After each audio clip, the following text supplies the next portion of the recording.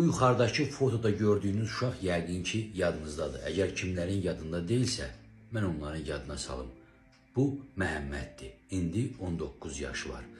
Vaxtilə Əhmədlidəki uşaq internat məktəbindəki özbaşınalıqdan, oradakı yeyintidən, direktorun orada olan yeməkləri oğurlamasından, uşaqlara işgəncə verməsindən danışmışdı.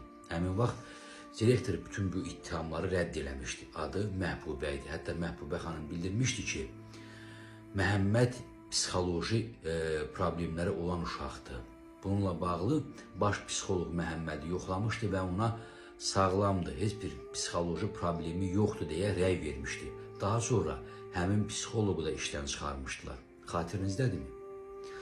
Yəqin ki, xatırladınız. İndi bu uşağı, bu Məhəmmədi tutublar. Polis tərəfindən Məhəmməd saxlanılıb və o nədə ittiham olunur? Elə həmin uşaq evində 13 yaşlı bir başqa uşağa qarşı demək zorakılıq tətbiq etməklə günahlandırılır və bununla bağlı artıq ona qarşı ittihamlar irəli sürülüb və o məhkəmədə Məhəmməd çıxış edib bildirib ki, o şərlənir, onu şərləyirlər çünki o uşaq evindəki problemlərin hamısını ictimailəşdirmişdi, mətbuatın diqqətinə çatdırmışdı və Azərbaycanın bundan xəbəri olmuşdu.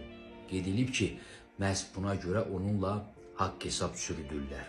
Bəli, elə belə də deyib və Məhəmməd 10 il azadlıqdan məhrum edilib. Azərbaycan, Azərbaycan.